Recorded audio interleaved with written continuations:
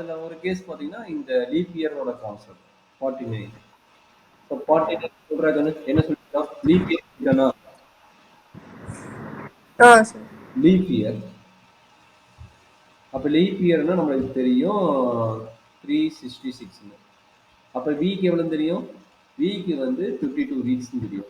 அப்ப remaining 52 weeks into 7 வந்து நமக்கு எவ்வளவு கிடைக்கும்? 364 கிடைக்கும்.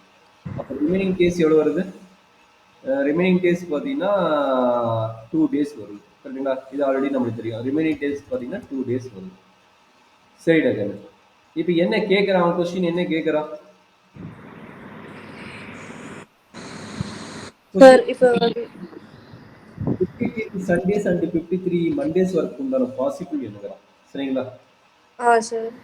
சரி. இப்ப என்னன்னா நம்ம இந்த 2 டேஸ் எப்படி எழுதணும்னு ஆல்ரெடி நான் எழுதி காட்டுகிறேன். அதுதான் நம்மளுடைய சாம்பிள் ஸ்பேஸ். அந்த 2 டேஸோட பாசிபிள் என்ன அப்படின்னா, ஒண்ணு சண்டே மண்டேவா வரலாம். இல்ல மண்டே டியூஸ்டேவா வரலாம். இல்ல டியூஸ்டே வெனஸ்டேவா வரலாம். ஆர் வெனஸ்டே தர்ஸ்டேவா வரலாம். தர்ஸ்டே ஃப்ரைடேவா வரலாம். ஆர் ஃப்ரைடே சாட்டர்டேவா வரலாம். ஆர் சாட்டர்டே சண்டேவா வரலாம். இதுதான் நம்மளுடைய பாசிபிள்.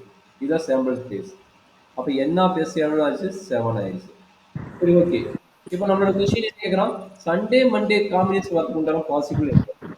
அதாவது 52 வீக்ஸ்க்கு 52 சண்டே மண்டே வரும். 52 வீக்ஸ்க்கு 52 சண்டே மண்டே வரும். கரெக்ட்டுங்களா?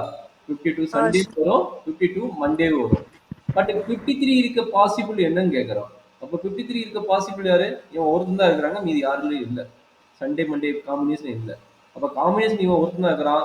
அப்போ அதனோட ஈவெண்டோட வேல்யூஸ் என்ன வருதுன்னா 1. therefore probability of Sunday Monday 53 Sunday Mondayயோட possible என்னன்னா 1/7. 1/7 தான் நம்மளுக்கு பாசிபிள். சரியாமா? வேற எதுவுமே நம்மளுக்கு பாசிபிள் கிடையாது.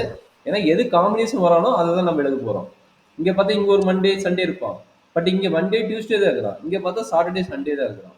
ரெண்டுக்கு காம்பினேஷன் எது இருக்கிறாங்களோ அதை தான் எடுக்கணும் தவிர எங்கெல்லாம் சண்டே இருக்கிறான் எங்கெல்லாம் மண்டே இருக்கிறானோ அங்கே எடுக்கக்கூடாது. சரிங்களா? That is a very okay.